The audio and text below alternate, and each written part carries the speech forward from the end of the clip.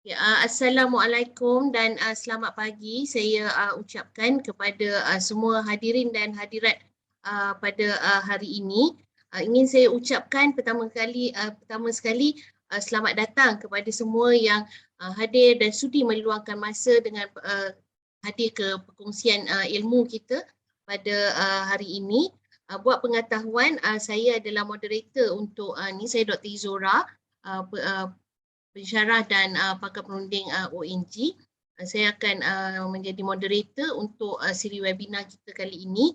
Jadi buat pengetahuan, ini adalah siri webinar umum kesihatan Anjuran Pusat Kepimpinan Wanita Tun Fatimah Hashim bersama dengan NCWO, dan ini merupakan siri yang kelima bagi tahun ini.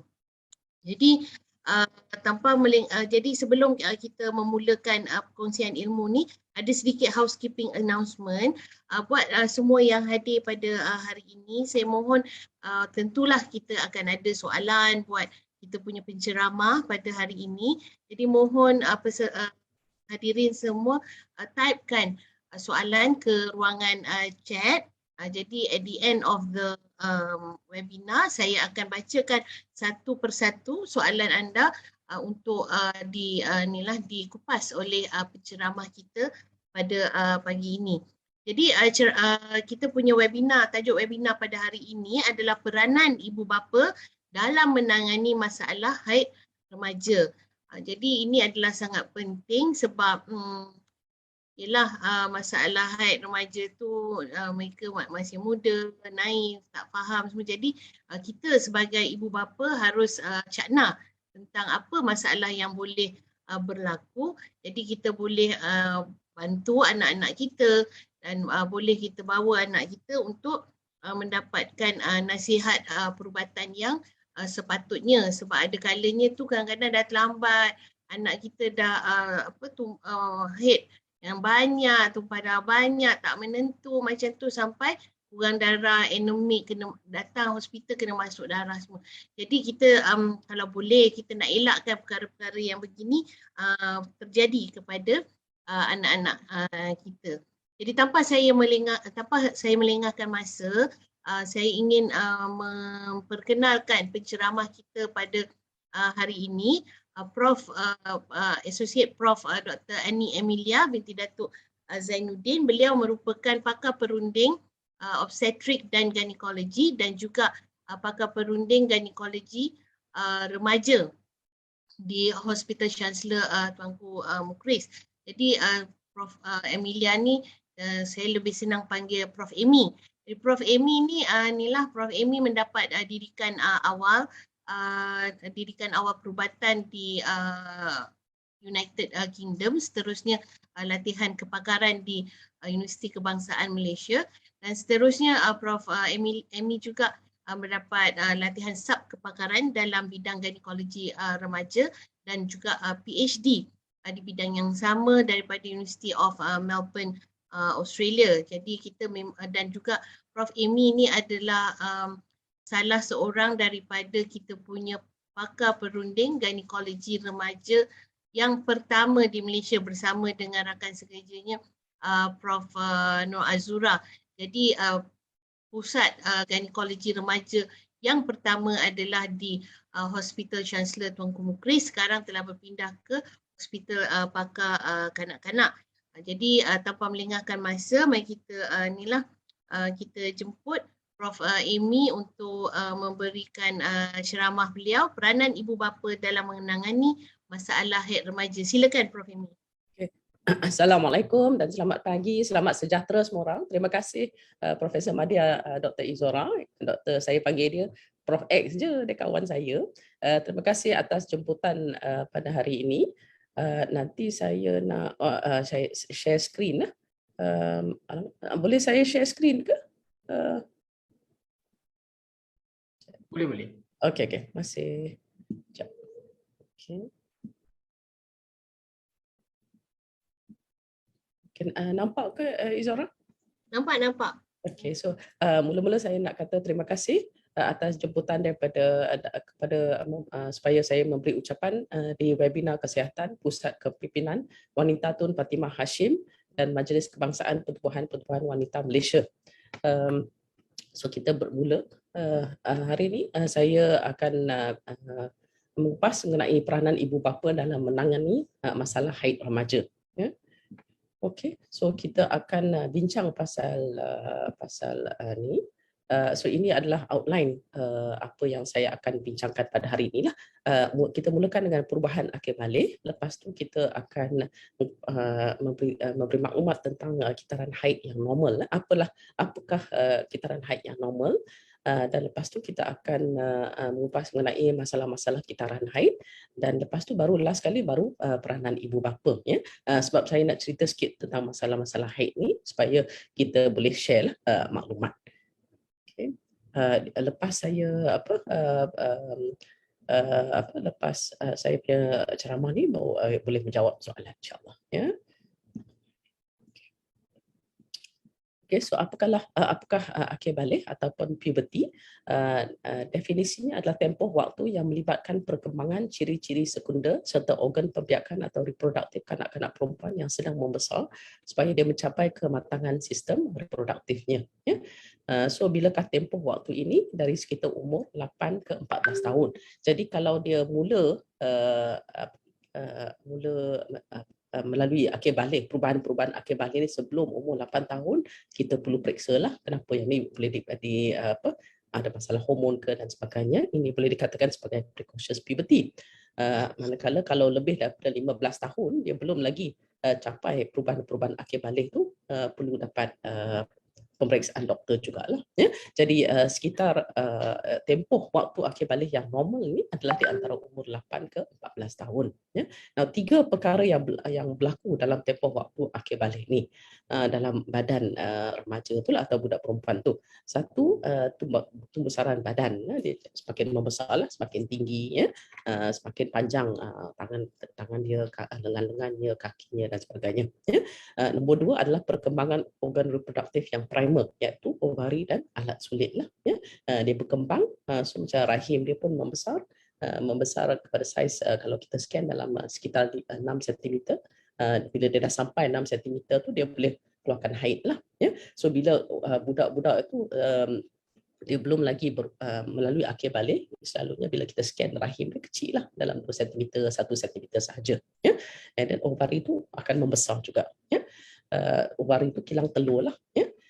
Dan perubahan nombor 3 adalah perkembangan ciri-ciri reproduktif yang sekunder, iaitu payudara dan bulu di ari-ari dan ketiak, ya. So of course perkembangan rahim tu dan perkembangan ovari kita tak nampak lah, ya, sebab dia di dalam badan kanak-kanak tu. Tapi luarannya apa yang kita nampak dia melalui akhir balik adalah ciri-ciri reproduktif yang sekunder, secondary characteristics, ya, iaitu buah dada dia, payudara dia mula membesar, dia perlu pakai bra, dan juga dia mula tumbuhnya bulu di ari-ari dan ketiak. Okay. Now, apakah sistem atau paksi hormon yang mengawal perubahan-perubahan yang kita katakan tadi, mengawal perubahan akhir balik kita ini, kita panggil sebagai hypothalamic pituitary ovarian axis, ya, iaitu dia bermula daripada otak kita, ya. Dia bermula daripada kelenjar hypothalamus dalam otak kita yang akan mengeluarkan hormon GnRH, ya. So ini akan mula dikeluarkan bila budak tu umur dalam 5 tahun, ya. Dia keluarkan pada awal pagi, sikit-sikit saja. Tapi semakin budak tu membesar, GnRH ni semakin tinggi amplitude dia, frekuensinya semakin banyak, ya. So bila budak tu dah sekian membesar, lagi tinggi paras GnRH dalam darah dia, ini akan stimulasi kelenjar pituitary juga di dalam otak kanak-kanak tu, ya. Jadi ini akan menyebabkan kelenjar pituitary ini mengeluarkan hormon LH dan FSH, ya. So LH FSH ni amat penting, ya. So LH FSH ni apa dia buat? Dia akan stimulasi pula ovari kanak-kanak tu atau remaja tu, ya. Dia akan stimulasi ovari kilang telur kanak-kanak dan remaja tu supaya telur yang kecil di dalam ovari tu akan berkembang dan akan mengeluarkan hormon estrogen, ya. So hormon estrogen ni yang menyebabkan perkembangan dada dan rahim kanak-kanak remaja tu, And then amat penting dia ada hormon estrogen ni. Estrogen ni menyebabkan dia tinggi sebab dia juga terlibat dalam pemanjangan tulang-tulang lengan dan kaki dia, ya. Dan juga penting untuk membina bone mineral density-nya, tulang ni, ya. Penting untuk rambut dia, untuk kulit dia, untuk otak dia, untuk jantung dia, ya. Selain daripada untuk pembesaran buah dada dan rahim dia, ya. Now pertumbuhan bulu di ketiak dan ari-ari disebabkan oleh hormon androgen daripada kelenjar lain lah, daripada adrenal glands, ya. Now, selain daripada estrogen, so estrogen ni berada pada paras yang tinggi bila budak-budak kanak-kanak ini mula masuk dalam perubahan akhir balik ni, dalam waktu dia nak akhir balik ni, ya. Dia perlu berada pada paras yang tinggi, beratus-beratus lah selalunya, ya. Lepas tu bila rahim tu dah cukup besar, dia boleh keluar, and then telur tu boleh menetas, dia boleh mengalami ovulasi, barulah progesteron dihasilkan, ya. Jadi dua hormon yang dihasilkan oleh kita punya kilang telur lah, oleh ovari, ya, iaitu estrogen dan progesteron. Okay, so ini HPO axis. So apakah yang menyebabkan menyebabkan CNS kita, ya, Central Nervous System kita, otak kita. So Central Nervous System kita is the upper level lah, lagi tinggi daripada kelenjar hypothalamus yang mengawasi this HPO axis, ya. So banyak faktor-faktor, hormon-hormon, enzim-enzim dan sebagainya yang terlibat, ya, CRH, opioids, GABA, dopamin, ya. So kalau kita tengok ni, what triggers puberty? Apakah faktor yang mendorong budak kanak-kanak itu untuk memulai akhir balik dia, ya? So satu dari segi genetik lah. So kalau mak dia bermula dapat haid dalam sekitar umur 12-13, dia pun lebih kurang macam tu juga. Ya, kalau mak dia jenis lambat, dia pun jenis lambat. Kalau mak dia jenis awal, dia pun lebih awal lah selalunya. Ya. Satu lagi nutrition, pemakanan. Ya. Kalau pemakanan is actually very important sebab leptin tu yang trigger kita punya puberty, dia dihasilkan oleh sel lemak kita. Ya. So kalau budak perempuan tu gemuk, dia obese atau overweight, kadang-kadang they will go through puberty earlier sebab dia banyak lagi leptin yang push, yang trigger puberty ni, ya. Whereas kalau budak tu kurus sangat, terlalu kurus, dia tak ada lemak tu, leptin tu tak keluar, then yang ni will not trigger puberty. So budak tu dia kena ada a certain level of fat, tapi not too much, not too little, ya. And then of course sekarang ni ada chemicals lah in the environment, apa kita panggil sebagai endocrine disruptors, ya. So kadang-kadang kita kena jaga juga apa anak-anak kita makan, ya. Kalau dia makan banyak processed food, sausages dan sebagainya, it's not good. Yang ni pun boleh menyebabkan precocious puberty juga, mengawalkan akhir balik, ya. And then of course kita kena jaga-jaga anak perempuan kita jangan beli sangat makeup ni, kan, makeup budak-budak, sebab kadang-kadang dia mengandungi hormon. Yang ni pun boleh menyebabkan terlalu awal berlakunya akhir balik. Dan cause pollution, dan kadang-kadang kita tak tahu juga, ya, and of course things like stress dan sebagainya boleh juga mendorong kanak-kanak ini untuk memulai akhir balik dia terlalu awal. Kita tak mahu dia terlalu awal. Kalau terlalu awal, otak dia tak sama level dengan badan dia.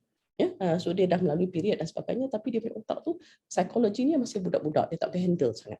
Ya, okay. So sini macam saya cerita tadi lah, hypothalamus mengeluarkan hormon GnRH yang berstimulasi kelenjar pituitary, yang stimulate the ovary, mengeluarkan estrogen and progestogen. Yeah? So estrogen dan progestogen ni dia punya kerja ni, estrogen especially is untuk tumbuhkan, berkembang, menyebabkan perkembangan rahim kita dan menyebabkan perkembangan payudara kita. Ya?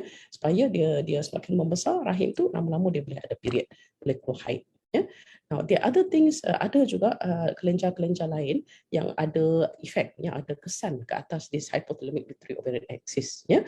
So kalau, for example, kalau kita punya adrenal gland, kalau kita ada penyakit congenital adrenal hyperplasia, kadang-kadang kita terlalu banyak hormon endogen dihasilkan, yang ni boleh impact juga, boleh stop, boleh suppress HPO axis, ya. Ataupun kita ada masalah thyroid, ya. Yang ni pun boleh ada impact ke atas HPO axis juga, ya. Boleh ada kesan lah ke atas kita punya anak-anak kita punya perkembangan akhir balik dia, ya. Okay, now hormones in puberty just nak bagi tunjuk kat you. So ini apa budak ni di zaman kanak-kanak lah, ni carta. Kalau kita tengok once dia mencapai puberty, dia melalui masuk dalam akhir balik tu, you can see how high the levels of estrogen and progesterone is. Dalam kanak-kanak tu. So estrogen is very important for the child. And then you can see how high, zoom dia naik. Kan? And then GnRH and FSH LH naik tapi tak tinggi sangat lah. So selalunya kalau pre-pubertal, kalau budak tu belum lagi akhir balik, kalau FSH LH dia kurang daripada 1 kalau kita check darah dia. Kalau dia nak masuk dalam akhir balik tu, dia dalam single digit lah, 5, 6, kadang-kadang paling tinggi pun maybe 11. Whereas estrogen ni naik sampai lebih daripada 100 lah, 100, di antara 150 sampai 300. Okay? Whereas kalau pre-pubertal, estrogen level ni is less than 37, less than 50, dia rendah lah. Now the increase in estradiol causes breast tissue to enlarge and it is involved in the pubertal growth spurt. Influences linear bone growth dan epithelial fusion. Estradiol increases sensitivity of tissues to growth hormone. So budak tu dia nak tinggi, dia perlu ada estrogen ni. Supaya growth hormone tu boleh menyebabkan dia tinggi, dia semakin besar. Okay. Now ini adalah 5 physical changes of puberty. Ini 5 perubahan fizikal yang kanak-kanak perempuan kita melalui lah. So first, dalam kebanyakan kanak-kanak perempuan, boleh kata dalam 2/3, the first perubahan adalah perkembangan payudara dia, di lelaki, breast development. And then 6 bulan kemudian dia akan ada pubic hair pula, ada bulu di ari-ari dia. Now dalam 1/3 daripada budak-budak is the other way around. Dia start dengan pubic hair, 6 bulan kemudian baru breast. Tapi bila kita tanya kanak-kanak kita di Malaysia ni, dia orang malu nak tengok bawah tu. So dia orang perasan breast je. Sebab breast tu perlukan bra. Kat bawah tu kalau you tanya bila dah keluar bulu-bulu, tak tahu dia malu nak tengok kanak-kanak kita lah. And then of course lepas tu ada bulu di ketiak. And then lepas tu dia mula tinggilah, dia mula tinggi. Lepas tu the last perubahan akhir balik dari segi fizikal is menaki, kedatangan haid. So kedatangan haid yang pertama ni kita panggil sebagai menaki lah. So they still continue to grow even after menaki. So kalau kita tengok budak-budak perempuan darjah 6 ni, kalau banding dengan budak-budak lelaki, selalu dia orang lagi tinggi lah. Because they go through puberty a bit earlier compared to boys. Tapi the boys, walaupun they go through puberty later, their growth velocity itu lagi kuat daripada perempuan. So that means they end up becoming taller than the girls lah. Walaupun darjah 6 tu nampak comel-comel je budak lelaki ni. Perempuan tu dah macam besar, dah pakai bra dan sebagainya. Okay, so these are the kita panggil sebagai tender staging lah. So bila kita periksa budak-budak tu di klinik, kita nak tengok, kita nak mencatat, nak dokumen macam mana perubahan akhir balik ni. So dari segi, this is kita kata dari segi tender lah. So tender 1, macam budak-budak lagi, dan tender 2 dia semakin membesar lah, semakin develop. Okay, kalau adult tu is already tender 5, tender 6. And then kalau pubic hair, bulu di ari-ari pun macam tu juga. Dia tender 1, tender 2, actually dia sampai tender 5 lah. Tender 6 tu macam panjang sangat pula. So bila kita dokumen, we see tender 2 or tender 3. And this is very important. Bila budak tu datang jumpa kita kat klinik, kita nak tahu, it tells us a lot. Kalau kita tengok perubahan akhir balik dia di klinik, kita periksa buah dada dia, kita periksa especially buah dada dia, we have an inclination, dia punya ovari tu keluarkan estrogen ke tak. Kalau nampak ada perubahan perkembangan buah dada dia, dan kita tahu badan dia keluarkan estrogen. Okay, so dari segi pubertal development, so dalam kebanyakan kes, the first perubahan akhir balik adalah buah dada lah, perkembangan buah dada. So ini bermula dalam sekitar 8 tahun ke 10 tahun. And then 6 bulan kemudian pubic hair. Bulu di ari-ari. So 1/3 of girls will be the other way around. Pubic hair first, lepas tu baru breast part. Lepas tu dia mula tinggi, lepas tu menaki, dia dapat period. Tapi growth spurt ni still continue lah after that. Now dalam seluruh di Malaysia pun dan di seluruh dunia, kebanyakan secara purata kanak-kanak remaja ni mendapat haid pertamanya dalam 12-13 tahun. Di Malaysia, saya punya study dengan unit saya, kita buat beberapa tahun lalu, kita dapat dalam 11 tahun. So as long as it's usually between 10 to 11 is okay. Tapi saya perasan juga sejak PKP ni, ada budak-budak yang dapat awal sikit. Mungkin pasal stres duduk kat rumah ke, dia makan banyak sangat ke, tak tahulah. But there seem to be an increase in dapat period ni awal, umur 7 tahun, umur 8 tahun, ya, which is actually very worrying lah. Ya. Now, bila kita tengok ni dari segi perkembangan buah dada sampai dapat haid ni, berapa tempoh lamanya is apakah dalam 2-3 tahun. Ya. And then usually the breast part tu kena dah develop dah, the breast kena develop dah sampai ke stage 4 barulah dapat haid. Yeah? And then so the breast development tu dah stage 3 lah, baru dia mula tinggi. Yeah? And then the pubic hair tu dah stage 2, baru dia mula tinggi. And then of course bila pubic hair tu dia stage 4, barulah dapat period. Yeah? Now once budak ni dapat haid, dia boleh pregnant dah. Yeah? So saya ada juga budak-budak dia dapat haid pertama, lepas tu dia kena rogol ke apa ke, the next month tu dia pregnant. Yeah, so once kita dapat haid, kita boleh pregnant dah. Yes, of course. That's why at this time kita punya buah dada, kita punya pubic hair dah develop lah. Kita nampak macam woman lah, kan?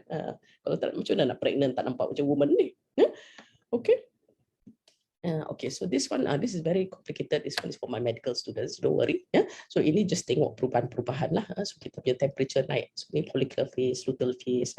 Ini perubahan dalam ovari kita. Ya. So ini perubahan dalam rahim kita lah. Ya. Berdasarkan kepada hormon. So the first hormone to come out is estrogen. Ya. So estrogen menyebabkan tebalnya lapisan dinding rahim. Ya. So dia tebal. Lepas tu kita ovulasi. Ya, bila kita ovulasi itu kita keluarkan hormon progesteron pula. Ya, so the reason kita keluarkan hormon progesteron tu dia tak menebalkan lagi dinding rahim, lapisan dinding rahim tu, tapi dia bagi cantik, dia bagi juicy, dia bagi elok sebab dia tunggu janin nak melekat ni.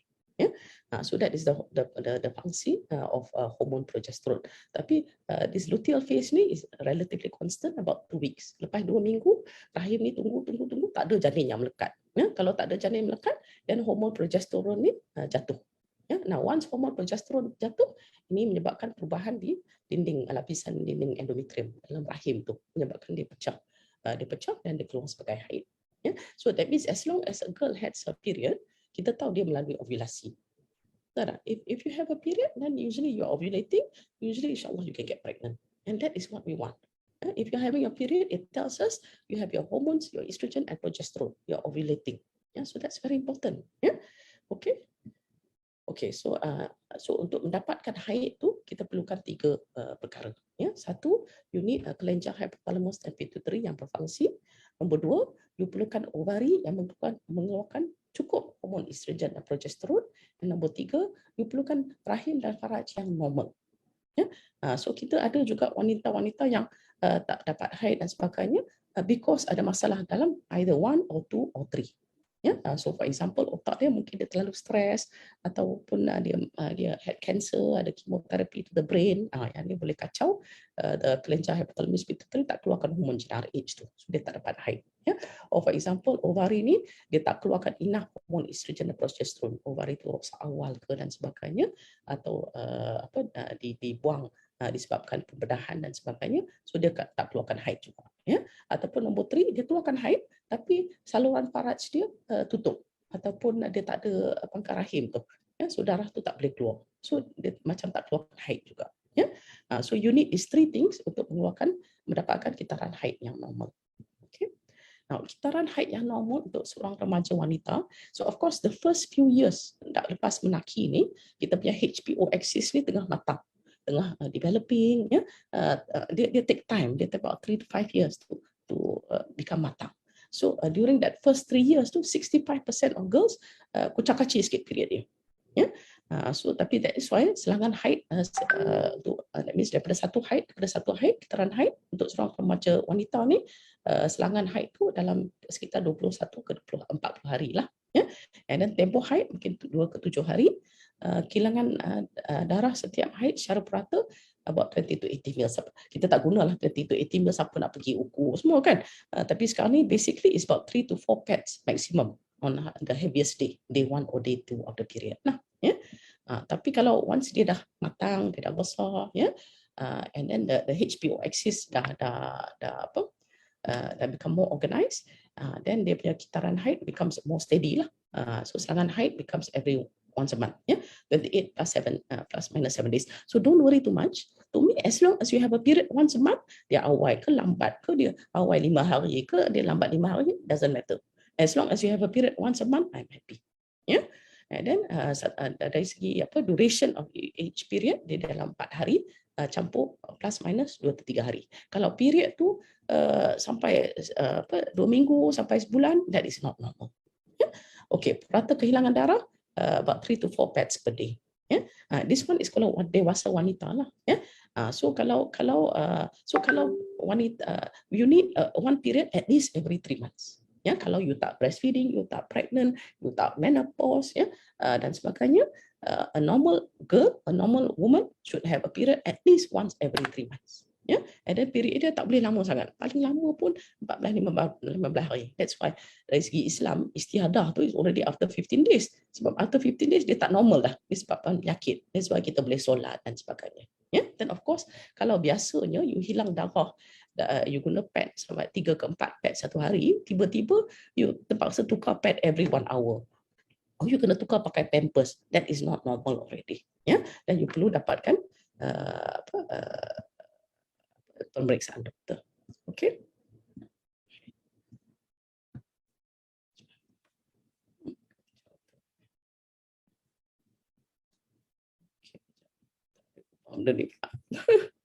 Sorry. Okay. Okay. Now, kenapakah kitaran haid seorang wanita penting untuk keterangan haid penting untuk seorang wanita is bukti yang dia sudah melalui akil balik. Ya, ciri-ciri sekunder mencapai ketumbuhan payudara bentuk badan wanita menjadi seorang wanita yang dewasa. Ya, so kalau dia ada haid, that means dia dah akil balik. Ya, dia boleh pregnant, dia dah menjadi seorang wanita. Ya, then of course once you dapat kitaran haid, you dah keluarkan hormon estrogen, progesteron ni, you actually boleh mengadakan hubungan seksual. Yeah, because of course estrogen ni, Prof Izora is the expert in this lah, yang dia menyebabkan kita keluar lubricant kat vagina, so lebih senang untuk kita have sex lah. And then of course kitaran haid ni, because when we have the LH surge sebelum ovulasi, yang tu keluarkan hormon androgen. So hormon androgen tu tambahkan nafsu syahwat seorang perempuan tu. So ini Allah bagi dia berlaku sebelum kita ovulasi. So kita punya nafsu syahwat naik sebelum ovulasi, waktu tu kita cari suami kita. Ya, sebab kita punya telur dia hidup 24 jam je. Ya, so kalau kita tak ada kitaran haid ni, that means kita tak ada naiknya hormon androgen ni, kita tak adalah kurang libido lah, kurang nafsu syahwat tu. Ya, and then of course dia boleh mengandung. Ya, because if you have kitaran haid yang normal, this is bukti yang ovulasi sedang berlaku. Ya, dan badan estrogen is very important, menghasilkan hormon estrogen yang diperlukan oleh badannya secara menyeluruh, ya, untuk for otak, ya, for our kulit, for our rambut, our emosi, and tulang, jantung dan lain-lain. Ya, so this is very important for a woman to have hormon estrogen yang normal. Okay. Now, so secara purata di seluruh dunia, kebanyakan kanak-kanak akan mendapat haid yang pertama pada umur 12 ke 13 tahun. Ya. Now, faktor genetik sama seperti umur ibu dan saudara perempuan kandungnya lah. Ya. Now, kalau haid masih tak datang lagi pada umur 14 tahun, please jumpa doktor untuk disiasat. Ya. Okay, masalah-masalah haid. Okay, so kita dah go through perubahan akil balik. The next topic will be masalah-masalah haid lah. Ya. So kita akan bincang mengenai tiadanya haid. Ya. Haid itu tak datang langsung, primer atau sekunder. Nombor 2, haid yang abnormal lah. Ya. Abnormal uterine bleeding, iaitu haid itu terlalu banyak atau berpanjangan atau tidak menentu. Ya. Dan nombor 3, kita touch on segugut, dysmenorrhea, ya, primer dan sekunder. Okay. Now, ketiadaan haid, primary amenorrhea, that means tak pernah mengalami haid langsung. Ya. Apakah definisi dia? Yes, kalau budak tu dah umur 13 tahun, dia tak ada haid, dan bukan saja tak ada haid, tapi dia tak ada tumbusan payudara dan tak ada ciri-ciri sekunder lain. Tak ada bulu di ketiak, tak ada bulu di ari-ari, dia pendek. Ya, that is primary amenorrhea. Ya, ketiadaan haid yang primer lah. Ya. Now, kalau the other definition is 15 tahun, dia ada ciri-ciri sekunder, tapi haid tu tak ada. Ya, that means dia ada buah dada tu dah develop, ya, dia ada bulu di ari-ari dan ketiak, tapi haid tu tak main-main juga. Ya, so that is sekunder lah. Ya. And then the other definition is lebih daripada 2-3 tahun lepas tumbusan payudara masih belum datang haid. Sebab macam kita kata tadi, daripada bermulanya pembesaran buah dada sampai kita nak dapat haid pertama tu, menaki tu, it should be 2 to 3 years. Kalau more than that masih tak dapat haid, that is already abnormal. Ya, termasuk dalam definisi ketiadaan haid primer. Okay. Now, what about secondary amenorrhea? Okay, secondary amenorrhea adalah bila seseorang itu dia ada haid every month. Memang every month dia ada haid. Tiba-tiba selama 3-6 bulan tak ada haid langsung. Tapi dia bukan pregnant, dia bukan menopause, dia bukan breastfeeding dan sebagainya. Yeah, so as I said, a normal period for a woman yang bukan breastfeeding, pregnant, menopause, you should have at least one period every 3 months. Yeah, kalau if you've had regular periods every month, then suddenly you don't have periods at all for 3 to 6 months, that is secondary amenorrhea. You kena minta tolong doktor. Yeah. The second definition of secondary amenorrhea ni is seorang wanita tu dia haid dia tak menentu, kadang-kadang ada, kadang-kadang tak ada, tiba-tiba more than a year tak ada haid langsung. Cannot. This is not good. That means kalau more than a year you tak ada period, this is secondary amenorrhea. Yeah. Okay. So, apakah sebab-sebab ketiadaan haid ni? Is amenorrhea. Yeah. So, one thing, so as I said, it affects different parts of the HPO axis. Yeah. So, kalau it affects the hypothalamus, kelenjar pituitary ni, kalau kita ada sindrom lah, Kallman syndrome. Yeah. Kalau kita exercise terlalu banyak. Yeah. So, I have seen some girls masa PKP ni, dia exercise banyak sangat. Dia duduk kat rumah tu, dia makan satu salad satu hari, tapi exercise 3 jam every day. Sampai kurus kering.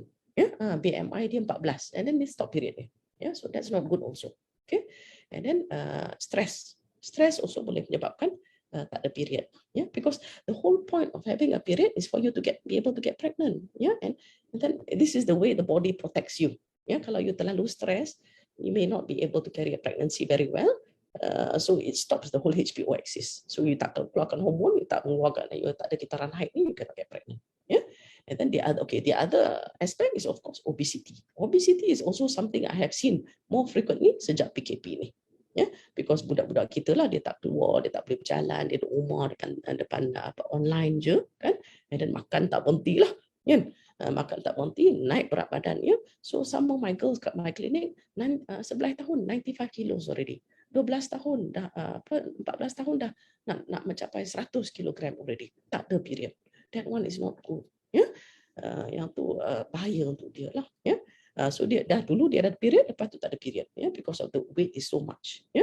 And then anorexia nervosa is the opposite lah. Dia apa? Yang tadi itu excessive exercise. Yang ni dia tak makan langsung. Dia takut sangat dia pregnant. Dia gemuk. Dia tak makan langsung berat badan dia turun. So berat badan is actually very important. You have to have a stable berat badan for you to be able to get regular periods. Then of course the other thing is constitutional delay lah. Kalau mak kita jenis dapat period lambat umur 17 tahun, kita pun lebih kurang macam tu lah. And then chronic illness. So kalau macam thalassemia major, juvenile diabetes, sakit cancer, so all this can have effect lah, can shut off our HPO axis, stop our periods. And then of course radiotherapy to the brain lah, especially kalau berlaku pre-pubertal, budak ni umur 8-9 tahun tu pun dia ada radiotherapy kepada otaknya, which can switch off your HPO axis. And then kalau dari segi kelenjar pituitary pula is hypopituitarism. So some girls we have, I don't know, for some reason kita pun tak tahu kenapa, pituitary itu tak berfungsi, tak keluarkan hormon langsung. So that means kalau tak keluarkan LH, FSH, that means tak ada stimulasi ke atas ovary, tak keluarlah hormon estrogen, progesterone ni. So dia tak stimulate the endometrial lining, tak keluarlah pendarahan haid. And then isolated FSH deficiency, so FSH for some reason tak keluar langsung. Hyperprolactinemia, so kalau dia, as I said, kalau terlalu banyak other hormones, yang ni boleh ada impact juga on your HPO axis. So prolactin dan thyroid. Now dari segi ovari pula, kalau dia affect kita punya ovari, kalau gonadal dysgenesis, so ovari itu dia tak berkembang dengan normalnya, dia rosak. Daripada awal tu dia dah rosak dah. So this boleh menyebabkan tak keluarkan hormon estrogen lah dengan progesterone, ataupun premature ovarian insufficiency. That means kita patutnya putus haid umur dalam 51 tahun kan, or 49. So normal putus haid ni betul tak Izora, is between 45 to 55 lah, tapi we have girls yang dia less than 40, for some reason dia dah putus haid dah, dia dah menopause, early menopause lah. So we have girls as early as 16, 14, 15. Belum start lagi pun dah dia punya ovary dah tak berfungsi. And then of course enzyme deficiency and then polycystic ovarian syndrome. Nanti saya cerita sikit lah kalau PCOS later. So this is quite common also. And then chemotherapy lah, kalau kita ada cancer dan sebagainya, kadang-kadang tu dia go to chemotherapy. Chemotherapy can also affect the ovaries lah, menyebabkan dia dapat premature menopause. Okay, and then of course dari segi rahim tu, kalau rahim tu tak berkembang langsung. So we do have ladies MRKH syndrome yang for some reason yang semua normal tapi rahim tu tak terbentuk. Rahim tu either tak ada atau kecil je. So dia tak keluarkan haid, ataupun cervical agenesis. So that means rahim tu ada tapi pangkal rahim tu pula tak terbentuk, tak develop. So darah tu tak boleh keluar, atau imperforate hymen. Selaput darah tu tutup terus. Kita sepatutnya hymen kita walaupun budak-budak sepatutnya ada lubang sikit supaya haid boleh keluar. Ni dia tak tutup terus, And then transverse septum ni is bila transverse septum ni is dia ada septum lah, dia ada macam penghalang, dia ada tisu yang kat sini yang menghalang kita punya kelenjar saluran faraj tu supaya darah tak ada jalan keluar. Okay. And then of course the other thing is masalah kromosom lah, Turner syndrome, And then we have the androgen insufficiency syndrome and congenital adrenal hyperplasia, masalah kromosom dan genetik. Yang ni semua can also affect our periods. Okay, nah, so for example, Turner syndrome. So kita wanita yang biasa sepatutnya kita punya karyotype 46XX. Kalau Turner syndrome ni dia kurang 1X, so dia 45XO. So kalau classical Turner syndrome dia nampak macam ni lah, dia pendek, dia tak ada buah dada walaupun umur dia dah 18, 19, 20 tahun, dia tak ada bulu di ari-ari, dia ketiak, and then dia kadang-kadang dia bengkak kat belakang-belakang ni, dan sebagainya. So we see a lot of these patients in my clinic. Okay, the other one is anorexia nervosa. So yang ni kita perlu pertolongan psikiatris lah, pakar psikiatris. So yang ni penyakit psikologi lah, psikiatrik, where dia rasa dia gemuk, actually dia rasa dia tengok dalam mirror dia gemuk, padahal dia slim, dia cantik je, tapi dia tak makan, dia cuba kalau bulimia tu dia cuba paksa diri dia muntah, So yang ni boleh affect, so dia kurang lapisan lemak tu dalam badan dia, so yang ni pun boleh menyebabkan masalah kitaran haid. This is Swyer syndrome. So Swyer syndrome ni, instead of the chromosome 46XX, dia 46XY. So di sini bila kita tengok rahim dia kecil je. So rahim tu patutnya at least besar ni. Ni kecil halus je. Bila kita tengok dalam perut dia lah, dalam peritoneal cavity dia, abdomen dia. And then gonad dia pun, ovari dia pun rosak, tak berbentuk. So dia pasal rahim tu tak develop dan ovari tu rosak, dia tak keluarkan hormon, dia tak boleh ada pendarahan setiap bulan lah. Okay, MRKH syndrome. So this is one of my patients. Kita tengok, kita buat operation, masukkan kamera dalam abdomen dia, kita tengok. So sepatutnya rahim ni kat sini. Sepatutnya dia besar macam kita punya penumbuk ni. Tapi ini kita boleh tengok, actually this is the rahim, kecil je, halus je. Tapi dia wanita MRKH ni, dia normal kromosom, ovari dia normal, dia tinggi normal, dia punya bulu ketiak, dia ari-ari dan buah dada semua normal. Hormon bila kita cek paras hormon dia, estrogen, progesteron, LH, FSH semua normal. Cuma dia tidak ada pembesaran rahim, tak terbentuk. And then selalunya also tidak ada saluran faraj juga. So this is called the MRKH syndrome. So ada MRKH punya Malaysia ada support group dia. Okay. So yang ni is polycystic ovarian syndrome. So polycystic ovarian syndrome, so this is the ultrasound scan of the ovary. So sepatutnya dia tak ada yang kecil-kecil cyst yang tepinya, dia tak boleh tebal sangat macam ni. So macam dia bengkak sikit. So this one, polycystic ovarian syndrome ni, so every wanita ada a lot of estrogen but a little bit of androgen, hormon lelaki. Nah, polycystic ovarian syndrome ni hormon lelaki tu tinggi sangat.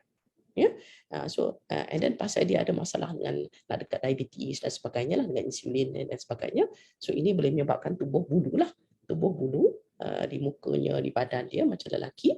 and then boleh menyebabkan berat badan dia naik, boleh menyebabkan dia tidak ada, boleh menyebabkan acne, jerawat, ya, and then boleh menyebabkan dia tak ada haid.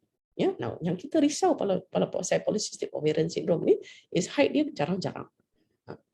You must, as I say, you must have a period at least once every 3 months. Ya, so kita tengok wanita ni yang biar aja lah dia tak ada haid ni bertahun-tahun, then dia dapat kanser rahim, kanser endometrium. Ya, why? Because kita punya lapisan dinding rahim ni dia tebal. Tapi every bulan kalau tak ada janin dia pecah, dia keluar sebagai haid. And then dia perbaharui lah every month, lapisan dinding rahim ni perbaharui. So at least once every 3 months kita should have a period so that lapisan dinding rahim ni dia jatuh, dia pecah. Ya, tapi kalau setahun lebih, 2 tahun lebih kita tak ada haid ni, lapisan dinding rahim ni dia tebal, lama-lama jadi kanser dia. Ya, so kita ada wanita yang umur 28 tahun, 32 tahun, ya, betul tak Izora?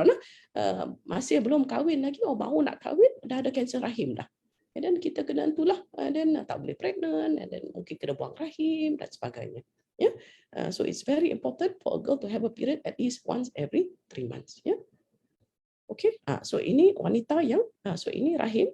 Okay, ini rahim yang normal, ini yang rahimnya, ya. And then ini pangkal rahim, the cervix, ini vagina. Ya. So kita ada juga wanita yang dia ada rahim, tapi dia tak ada pangkal rahim ni. Ya. So dia tak ada pangkal rahim, so darah tu tak boleh keluar. Dia berkumpul-kumpul dalam rahim tu. So usually the first month, 2 months dia okay je. Tapi dia memang tak ada haid langsung lah. Tapi after about 6 months, 7 months, dia berkumpul-kumpul, bila kita rasa perut dia nampak macam dia pregnant 6 bulan. Waktu tu dia mula sakit, berguling-guling sakit. Ya, dan kita perlu buat pembedahan dengan segeralah nak keluarkan darah yang berkumpul ni. Ya, sama juga kalau wanita yang dia ada lapisan yang menyekat faraj ni, saluran faraj ni, ya, supaya dia haid dia, rahim dia normal. So setiap bulan dia memang berdarah tapi tak ada jalan keluar darah haid ni. Ya, ni pun boleh menyebabkan berkumpulnya darah dalam rahim tu, yang ni memang sakit. Dan yang kita takut tu berkumpul-kumpul darah haid ni akan keluar melalui tube falopia. Dia keluar tube falopia, dia masuk dalam bahagian-bahagian lain dalam perut ni, dalam abdomen. Dia boleh menyebabkan severe endometriosis. Yang tu lagi susah dia nak mengandung, sakit sangat. Dia end up with chronic pelvic pain lah, yang susah untuk dirawat. Ya, okay. So this is one of our patients. So dia ada actually 2 rahim. Ya, dia ada 2 rahim, so it's heart shape, tapi dia tak ada pangkal rahim and dia tak ada faraj. So memang bengkak lah rahim dia. So kita perlu buat operation, tebuk dia punya rahim tu, keluarkan darah rahim tu. Ya, in some of the girls kita terpaksa buang rahim tu. Kalau dia duduk sakit sangat sampai tak boleh pergi sekolah, no quality of life. Ya, especially kalau budak-budak tu OKU lah. Of course kita berat lah nak buat macam tu, nak buang rahim budak-budak. Ya, okay. Now so that one is so yang tu tak ada haid lah, ya, amenorrhea, primary and secondary. Sekarang ni kita pindah kepada topik baru, iaitu abnormal uterine bleeding or AUB, atau pendaharan rahim yang abnormal. Ya. So when we talk about abnormal uterine bleeding or pendarahan rahim yang tidak normal, kita cakap number 1, pendarahan haid yang tidak tetap atau terlalu banyak atau terlalu kerap, ya, di luar daripada kitaran haid yang biasa. Ya, so bila kita jumpa doktor tu akan mula tanya, dulu you punya kitaran haid yang normal ni macam mana? And then, how is it abnormal now? Is it terlalu panjang? Is it terlalu kram? Ya, is it terlalu lebat? Ya, yang ni semua is under abnormal uterine bleeding lah, pendarahan haid yang abnormal. Ya, kalau kanak-kanak ni atau remaja, ada beberapa sebab kenapa dia dapat abnormal uterine bleeding. Tetapi yang paling lazim di kalangan remaja adalah disebabkan oleh dysfunctional uterine bleeding. Ya, actually disebabkan hormon lah, HPO axis dia tak matang lagi. Ya, now DUB bukan DUB bukan disebabkan oleh masalah keabnormalan dari segi struktur ataupun penyakit sistematik. Ya, so yang ni is not because of the reasons that I said earlier. Ya. Okay, now abnormal menstrual bleeding, the causes are, kalau kita tengok semua causes, it can be because of anovulatory bleeding, ya, tak keluarkan ovulasi, ya, inherited bleeding disorders. So 15% of girls yang bleeding dia banyak sangat, haid dia banyak sangat sampai sebulan, sampai tak berhenti, sampai dia kena masuk ward, hemoglobin dia rendah, dia kena masukkan transfusi darah. 15% of girls will have inherited bleeding disorders. That means dia von Willebrand disease atau platelet abnormality. So that means secara congenital dia ada masalah pendarahan. So yang ni kita kena refer, kita bekerjasama, berkolaborasi dengan pakar hematologi lah, pakar darah, pakar expert. Okay, and then infections can cause trauma kalau of course dia accident dan sebagainya. Of course pregnancy, kalau dia miscarriage dan sebagainya. Systemic conditions can also cause it. And reproductive tract abnormalities also. Tapi the most common in remaja is actually anovulatory bleeding. This is DUB lah. That means bleeding dia because you see kita tiap-tiap bulan kalau kita ovulasi, then we have progesterone. If we have the progesterone tu menyebabkan kita punya dinding rahim ni stabil. But if we don't ovulate, we don't have the progesterone. Kita keluarkan estrogen je. So this problem banyak sangat estrogen ni. So dinding rahim tu dia tebal. Lepas tu bila dia pecah tu dia banyak sangat, tu yang bleeding tak menentu, panjangan, lebat dan sebagainya. Okay. Now, so this is pathology sistem reproduktif wanita yang menyebabkan pendarahan rahim yang banyak. So that is because of fibroid, ketumbuhan fibroid lah, otot rahim tu bengkak. So but jarang berlaku dalam remaja lah, selalu wanita yang 30 ke atas, 40 ke atas. So fibroid, polip, yang ni yang menyebabkan pendarahan rahim yang banyak lah. But it's very very rare. Tapi I had one remaja who bleeding banyak, memang kena transfusi darah. Tengok-tengok dia ada endometrial polyp, which is very very rare in girls lah. So it can still happen. Okay, now kita touch on the third topic, which is dysmenorrhea, senggugut. Sakit sewaktu haid lah. So dysmenorrhea senggugut, insiden ni berlaku dengan kitaran haid yang berovulasi dan berlaku setiap bulan lah. So selalunya dia start 6 to 12 months selepas haid yang pertama, dan dia mulai senggugut. Okay. Nah, berlaku disebabkan bila kita lepas kan kita keluarkan hormon progesterone ni, and then bila lepas 2 minggu tak ada janin yang melekat, progesterone turun, and then kita nak dapat haid, kita keluarkan juga faktor metabolic inflammatory, radang. Ada juga molekul-molekul yang dikeluarkan yang menyebabkan radang lah dalam badan kita dan rahim kita. So is prostaglandin lah. So ini boleh menyebabkan kekejangan rahim, that's why menyebabkan senggugut. So gejala yang berkaitan adalah sakit pinggang, cerit-berit, berpusing kepala, letih, pening, sakit abdomen, loya dan muntah. Okay. Now actually senggugut ni is very common. Boleh jadi. So Lee and E in 2009 said, bila dia dah buat kajian kata 1,000 remaja perempuan di sekolah dia, sekolah-sekolah di Kuala Lumpur, 74.5% mengalami senggugut. My study recently, I tak masukkan dalam ni, dia dalam 65% juga. So 74.5% kanak-kanak remaja ni mengalami senggugut, di mana sorry, you call ke?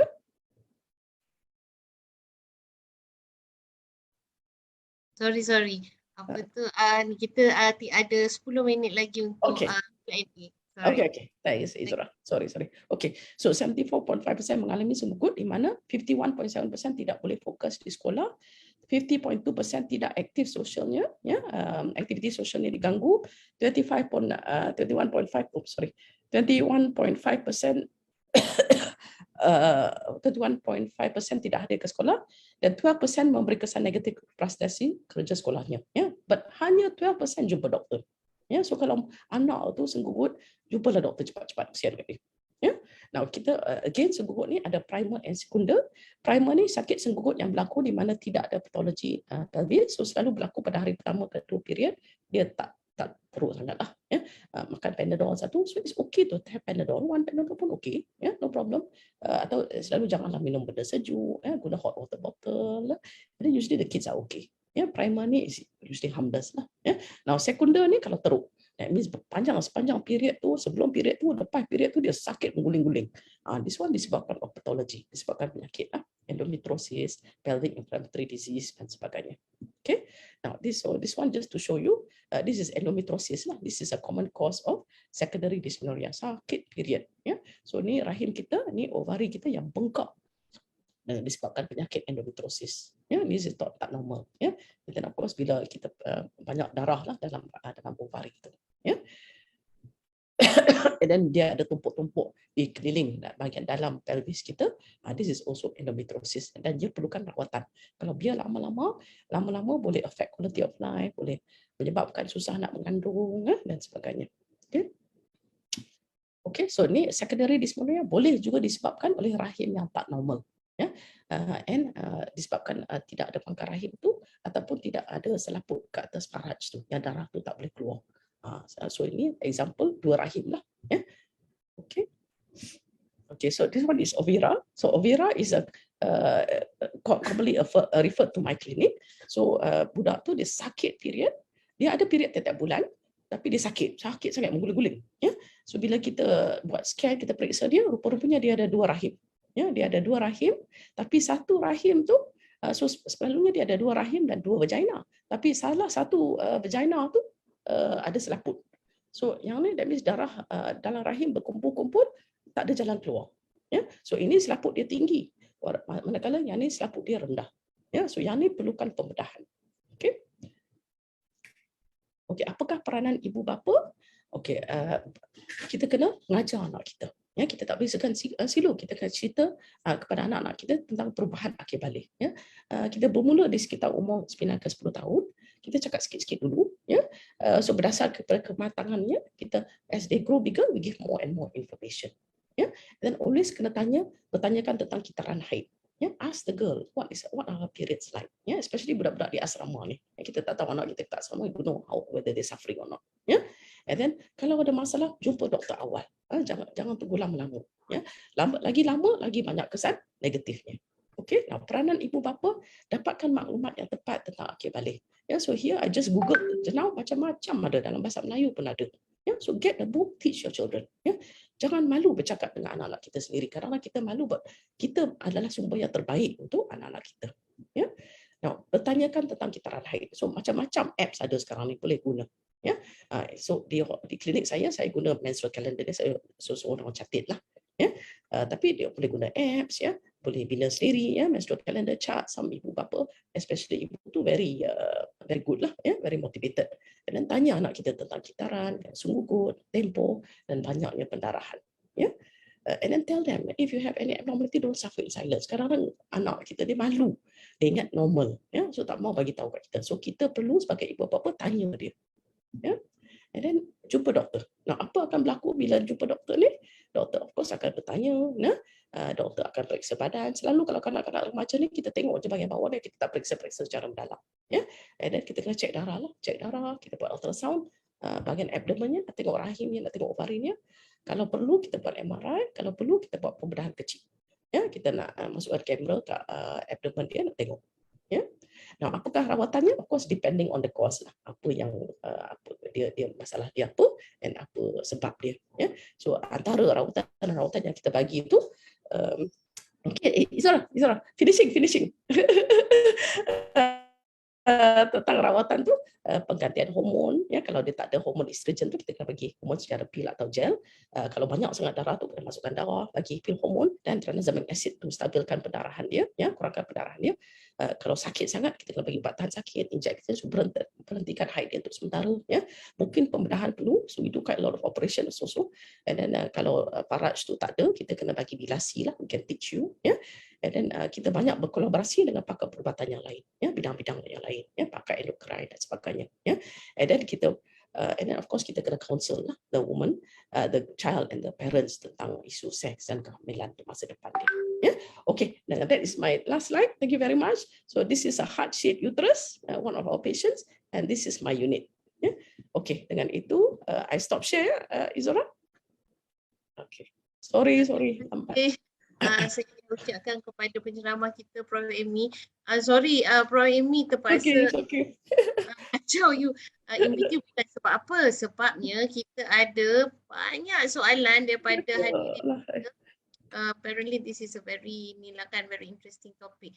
Jadi soalan yang pertama, Prof. Amy, Assalamualaikum, saya nak tanya, anak saya darjah 5 tapi baru umur 10 tahun, dia dah period. Adakah ini normal? Saya pula period pada umur 11 tahun. Okay, so itu normal. Kalau kalau kita beza dalam 1-2 tahun dengan mak kita, is okay. Kalau dia tak terlalu sakit, dia every month, dia boleh handle period dia tak terlalu lama, that's normal, don't worry. Soalan yang seterusnya, anak saya berumur 16 tahun tapi period cycle macam tak regular. Ada bulan yang dia period, ada bulan yang langsung tak datang period. Sometimes sampai 2 bulan tak ada period. Adakah itu normal atau tidak? Okay, so remember what I said? I want a period at least once every 3 months. So mungkin apa mak tu boleh buat is dia catat lah, ajar budak tu catat. Kalau dia have a period once a month and then or once every 2 months, it's okay. Tapi kalau dia more than 3 months tak ada period, please come see a doctor. Tapi of course again, kalau tak terlalu sakit, tak terlalu lama, tak terlalu lebat, that is okay. Tapi kalau and then usually by 3-4 years tu, by the time dia tua sikit, dia akan regular lah. Tapi there is a certain percentage of girls yang period dia every 2 months. It's okay, it's alright. Terima kasih Prof. Amy. Dan seterusnya, ni ibu yang bertanya, dia semasa saya remaja, ibu tu remaja hingga dewasa mengalami senggugut. Adakah anak saya mungkin mengalami situasi yang sama kemudian hari nanti? Boleh jadi juga, tapi puan segugut tu teruk ke tak teruk? So macam kalau puan ada mengalami penyakit endometriosis, fibroid, yang menyebabkan segugut, that is yang tu boleh anak kita boleh dapat jugalah. There is a genetic factor juga, kan? Tapi kalau segugut, that means 1-2 hari pertama period dia makan Panadol sekali 1 atau 2 dia okey dah, that is okay. Tapi kalau dia guling-guling tu sampai perlu MC lah, perlu datang emergency injection lah, tak pergi tak pergi sekolah lama lah, yang tu tak normal. Yang tu kena jumpa doktor.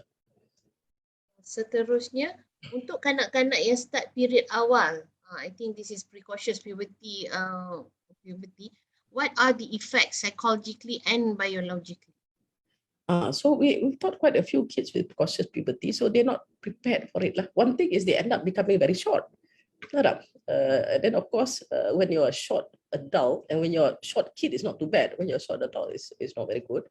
The other thing is, I noticed among my kids yang precocious puberty, they don't handle the periods very well.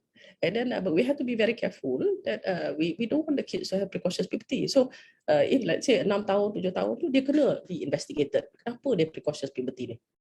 So usually I will examine, do a vaginal examination in OT lah.